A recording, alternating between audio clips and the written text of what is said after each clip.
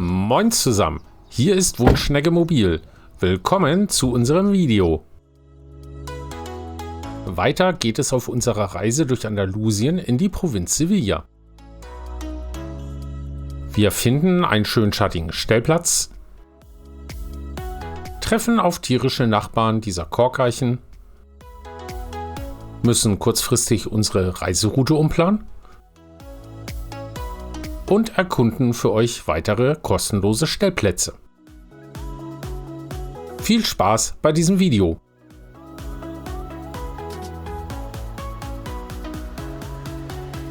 Hier auf dieser Übersichtskarte haben wir die Region farblich unterlegt, in der wir gerade unterwegs sind.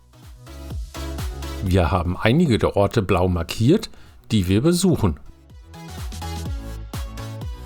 Die Koordinaten und weitere Infos zu den Orten findet ihr wie üblich in der YouTube-Beschreibung.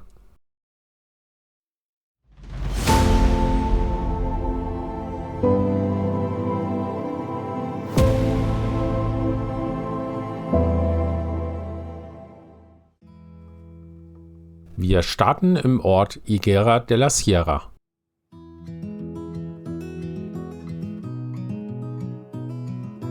Es geht zur Übernachtung weiter auf den unter Bäumen gelegenen Platz in Corte Concepción.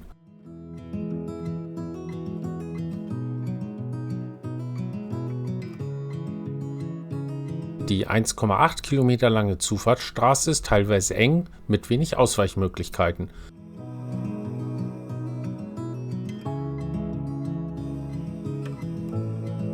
Er befindet sich auf einem Hügel an einer sehr wenig befahrenen Straße etwas außerhalb des Dorfes.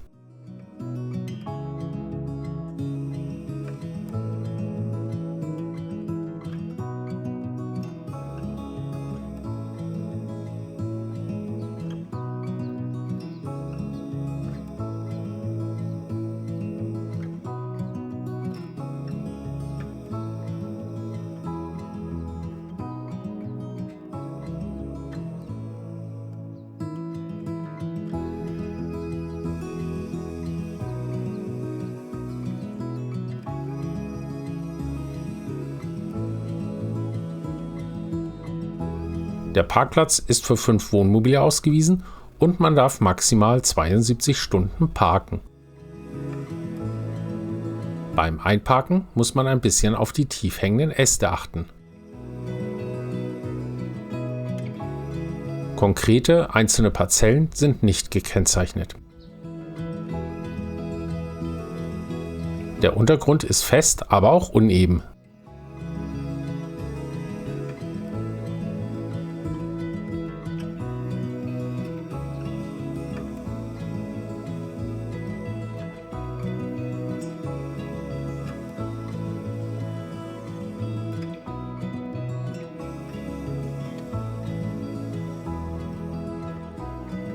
Auf der oberen Ebene führt eine kleine Straße vorbei.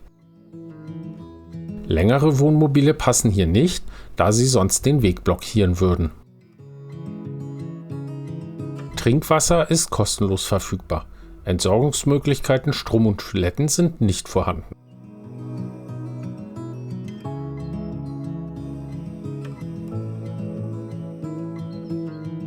Es gibt Tische und Sitzbänke aus Stein und ein paar Spielmöglichkeiten für Kinder.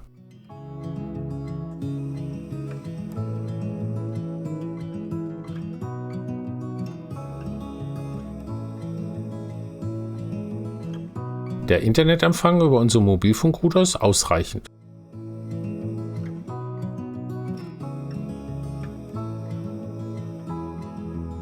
Über einen kurzen Aufstieg erreicht man das Gipfelkreuz Mirador Cerro de la Cruz.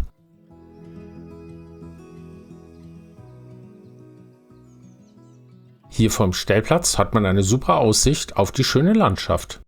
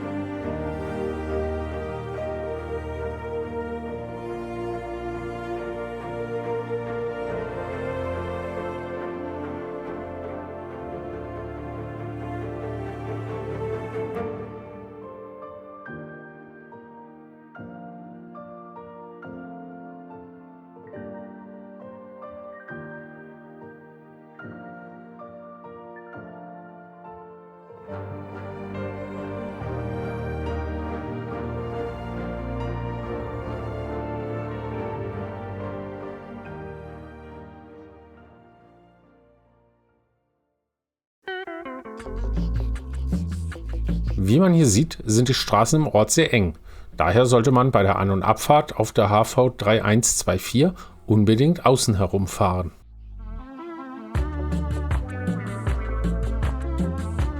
Es gibt im Dorf Corte Concepción 2 Restaurants sowie eine Bar. Der nächste Supermarkt sowie Bäcker sind im hübschen Ort Aracena ca. 15 Minuten Fahrzeit entfernt. Dort kann man auch die Tropfsteinhöhle Grotte der Wunder, Gruta de las Maravillas, besichtigen. Führungen sind auf Spanisch, es gibt jedoch einen im Eintrittspreis enthaltenen Audioguide auch auf Deutsch.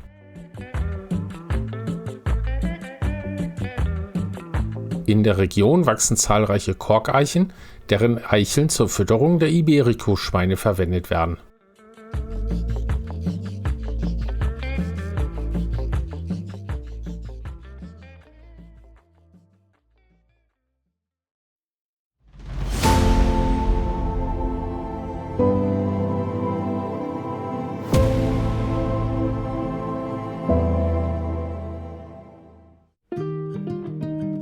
Eigentlich wollten wir noch länger in der Region bleiben, aber unsere Computertastatur hat ihren Geist aufgegeben. Also machen wir uns auf den Weg in Richtung Sevilla, da dort der nächste größere Elektronikmarkt ist. Auf der Fahrt dorthin sehen wir uns weitere Stellplätze an. Das hübsche Dorf El Castillo de las Guardas mit 1500 Einwohnern liegt nahe bei der A476.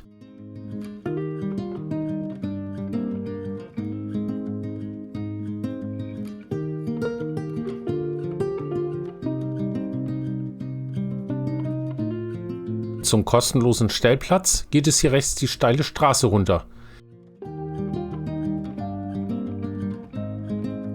Wir fahren aber erstmal geradeaus weiter zur Fähr- und Entsorgung, die sich ca. 250 Meter weiter im kleineren Industriegebiet befindet.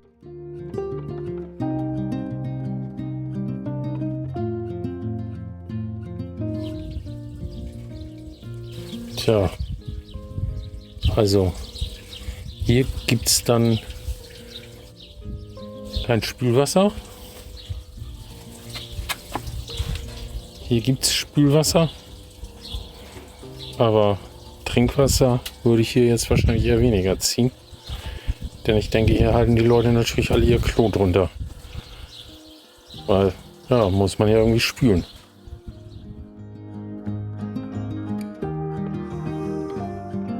Von der Fähr- und Entsorgung weist ein Schild den Weg durch das Wohngebiet. Dort ist die Straße aber durch die am Rand parkenden Autos sehr eng.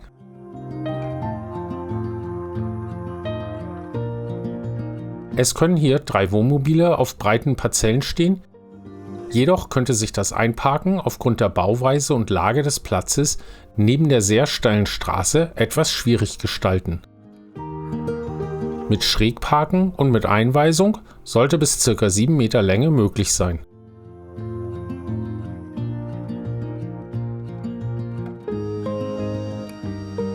Der Internetempfang über unseren mobilen Router ist gut.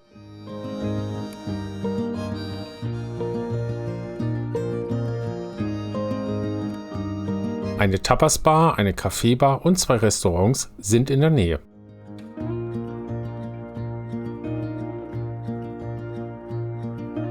Die Einkaufsmöglichkeiten sind im Dorf sehr eingeschränkt.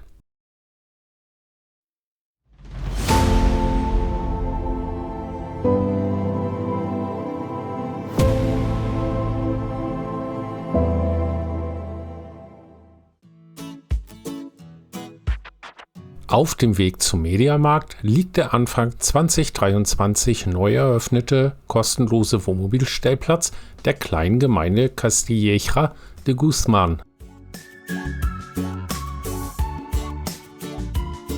Der Ort liegt direkt vor den Toren Sevillas, wirkt aber auf uns bei unserer Durchfahrt dennoch recht gemütlich.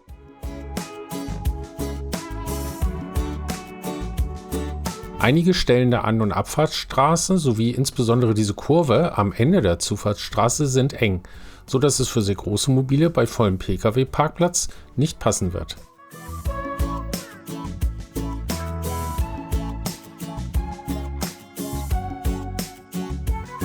Es gibt ca. 17 bis etwa 9 Meter lange Parzellen, die teilweise auch von Bäumen beschattet werden.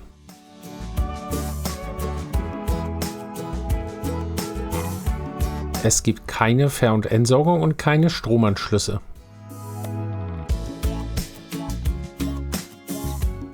Hier links ist der Sportplatz und rechts neben den Parzellen die Spazier- und Joggingstrecke. Sicherlich ist hier dann und wann auch zu späterer Stunde noch jemand vor Ort, sodass die Abende und Nächte nicht immer ruhig sein werden.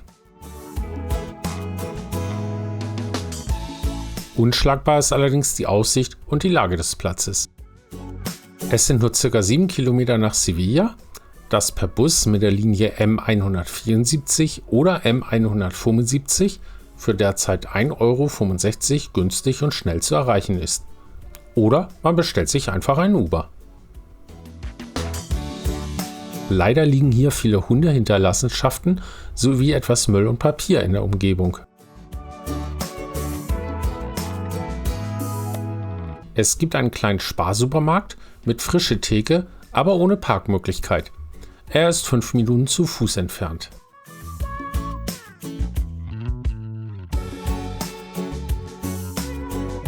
Der Internetempfang ist etwas wechselhaft.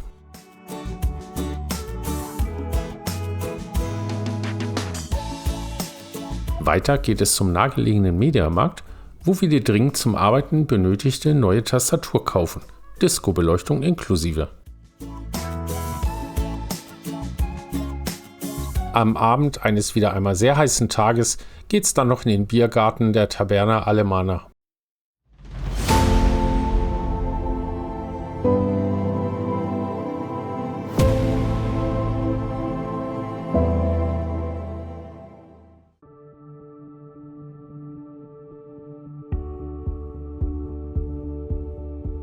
Für den nächsten Arbeitstag haben wir uns den Stellplatz in Fuentes de Andalucía ausgesucht, der 60 Kilometer von Sevilla entfernt und südlich der A4 liegt. Man erreicht ihn in 5 Minuten von der Ausfahrt 482.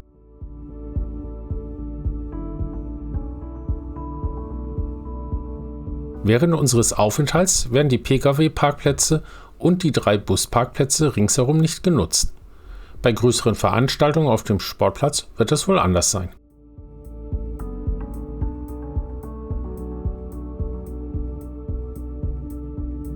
Die Ver- und Entsorgung ist kostenfrei und auch für lange Mobile nutzbar.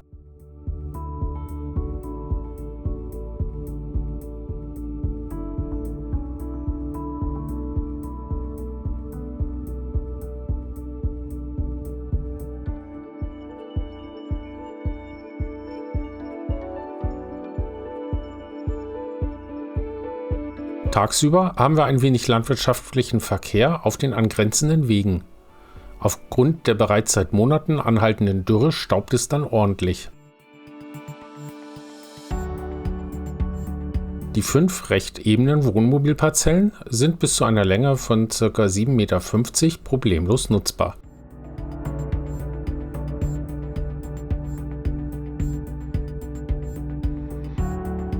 Die sehr günstige Tankstelle neben der Einfahrtsstraße zum Platz hat eine Bar mit Snacks und großem Außensitzbereich. Man bekommt dort auch Brot. Vom späten Nachmittag an bis in den frühen Abend trainieren Jugendmannschaften auf dem angrenzenden Sportplatz.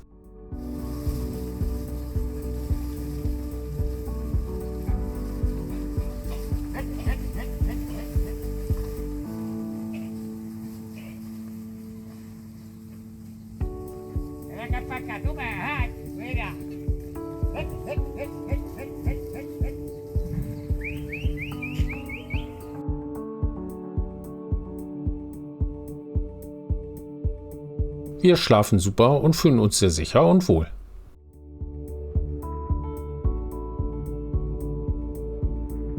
Es gibt im Ort mehrere Restaurants, zum Beispiel eine Pizzeria 10 Minuten zu Fuß entfernt.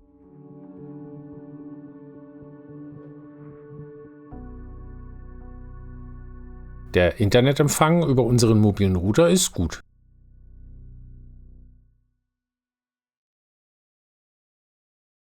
Größter Supermarkt im Ort ist ein kleinerer Dia, 1,2 Kilometer entfernt, ohne eigenen Parkplatz und ohne Parkmöglichkeiten für ein Wohnmobil.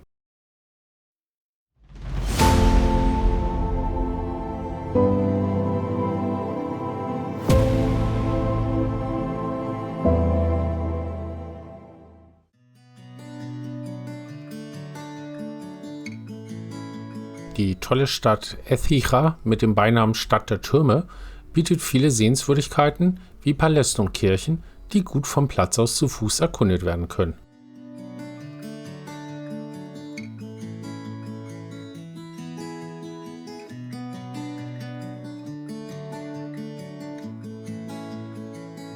Der Internetempfang über unseren mobilen Router ist gut.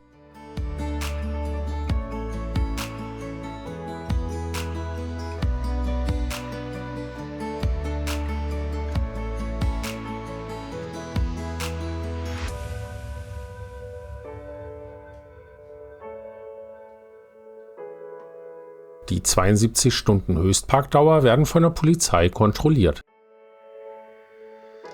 Die Lage des Stellplatzes an einer ab frühmorgens stark befahrenen Straße ist fürs mobile Arbeiten im Wohnmobil oder fürs Ausschlafen morgens leider absolut nicht geeignet. Also geht es weiter nach Osuna. Da es bereits sehr spät und dunkel ist, haben wir hier keine Aufnahmen gemacht. Der für Wohnmobile vorgesehene Bereich ist Teil eines großen Supermarktparkplatzes. Durch die nebenan gelegene Autobahn A92 auf der einen Seite sowie das große Krankenhaus auf der anderen Seite ist es auch am späten Abend noch sehr laut. Weiterhin bemerken wir, dass Personen um die Wohnmobile herumschleichen, sodass wir uns absolut nicht sicher fühlen. Wir entscheiden uns also zur Weiterfahrt.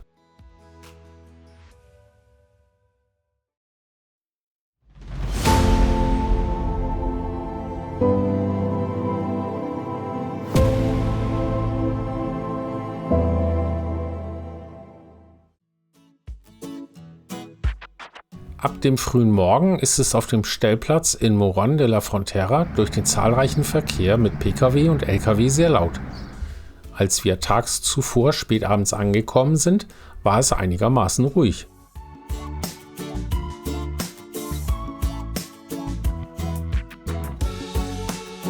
Er liegt vorm städtischen Freibad.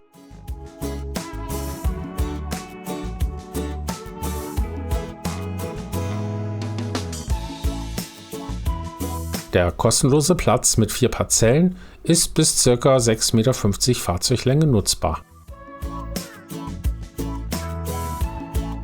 Derzeit ist es morgens bis mittags noch etwas schattig auf den linken Plätzen.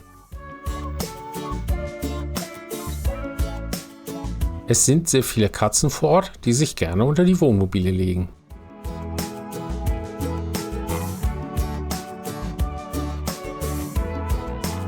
Die Fähr- und Entsorgung ist kostenlos nutzbar. Stromanschlüsse gibt es hier nicht.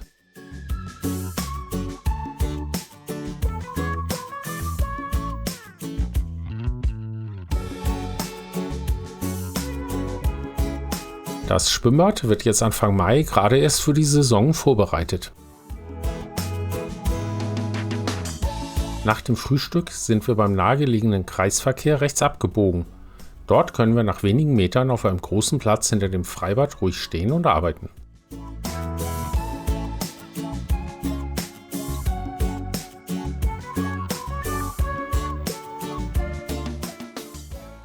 Der Internetempfang über unsere Mobilfunkrouter ist ausreichend.